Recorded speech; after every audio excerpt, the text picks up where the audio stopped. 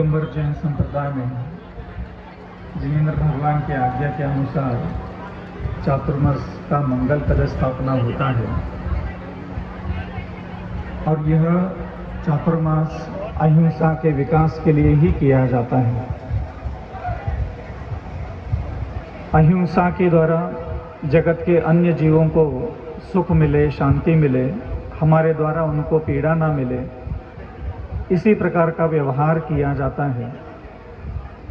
और इस अहिंसा धर्म की स्थापना को ध्यान में रखते हुए दया भावना फाउंडेशन के द्वारा आचार्य विद्यासागर गौ उपचार अस्पताल और भगवान श्री राम पक्षी अस्पताल का भी निर्माण करने का एक संकल्प लिया है। और हम भावना भाते हैं कि इन अस्पतालों में लाखों जीवों का उपचार हो, उनको स्वस्थता मिले, उनका आरोग्य और उनकी आत्मा को अन्य प्रकार का सुख प्राप्त करने का पूरा अधिकार होता है। और इन त्रियंचों के लिए कहीं अस्पताल और औषधि की व्यवस्था सुव्यवस्थित तरीके से है ही नहीं। और विगत 4 वर्ष में अथवा 3 वर्ष मात्र में ही 4000 पशुओं को वहाँ सुरक्षित किया गया है। और साथ में दतिया जिले में 18 गौशालाओं का संचालन भी दया भावना कर रहा है। दया भावना फाउंडेशन में जो भी गाय आती है जिसका उपचार किया जाता है, उपचार के उपरांत उस गाय को कभी भी दोबारा आवारा नहीं छोड़ा जाता, उसको पुनः इन 18 गौशालाओं में शिफ्ट किया जाता है ताकि उनका दोबारा किसी प्रकार का कोई घात ना हो।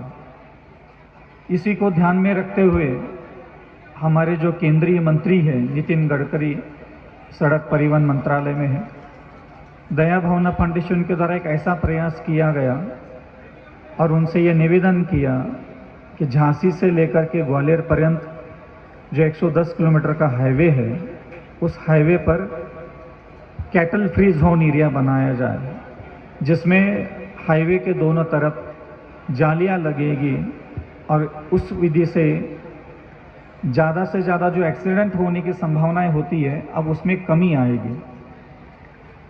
दया भावना फाउंडेशन के द्वारा झांसी शहर में भी एक गौ उपचारक है, खिचड़ी वितरण का भी कार्य चल रहा है। साथ में कुछ युवा हमारे जैन समाज के जिनके द्वारा मानव सेवा का भी कार्य किया जा रहा है। दया भावना फाउंडेशन तो कर ही रहा है सोनागिरी में कार्य, और साथ में ग्वालियर शहर में भी एक गौ सेवक है और वहाँ भी सरकारी अस्पताल में लगभग रोज के 1000 लोगों को खिचड़ी वितरण भी करने का वह कार्य चल रहा है। और यह जो संकल्प लिया है चातुर्मास में कि हम ये पक्षी अस्पताल और पशु अस्पताल का निर्माण करें, इसके लिए आप जैसे श्रावकों के द्वारा ही वह कार्य संपन्न होता है। क्योंकि गृहस्थ जीवन में जो परिभाषाएं बनती है वो सर्वोत्कृष्ट होती है।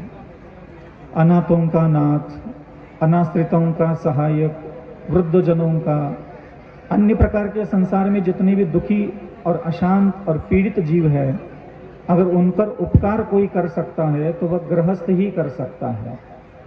हम लोग ठहरे सन्यासी, हम लोग तो मार्गदर्शन दे सकते हैं, प्रेरणा दे सकते हैं, आपके हृदय की दया की भावना को प्रेरणा दे सकते हैं, और आप अपनी गृहस्थी की सारी चर्या को निभाते हुए ये सारे दानादिक जो क्रिया करते हैं, यह भी प्रशंसा के योग्य होता है।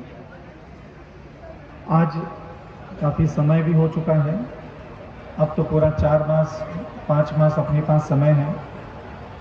इस चातुर्मास में साधु संन्यासी अपनी साधना के अनुकूल कुछ क्षेत्र का भी बंधन लेते हैं हम लोग, जिस कारण से अगर चातुर्मास में किसी प्रकार का कोई कार्य करना है अथवा कभी कोई उपसर्ग उपस्थित होता है तो एक जगह से दूसरी जगह वह विहार कर सकते हैं।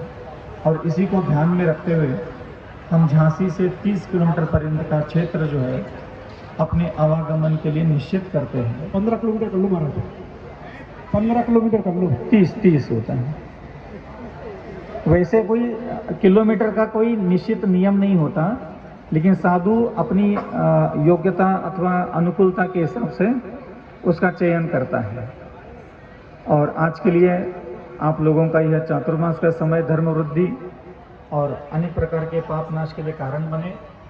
इतना ही मैं कहकर अभी विराम लेता हूँ। बाकी का सारा विस्तार का ज्ञान अपन चातुर्मास में लेंगे। अहिंसा परमो धर्म की, आचार्य गुरु श्री विद्यासागर जी मुनि महाराज की।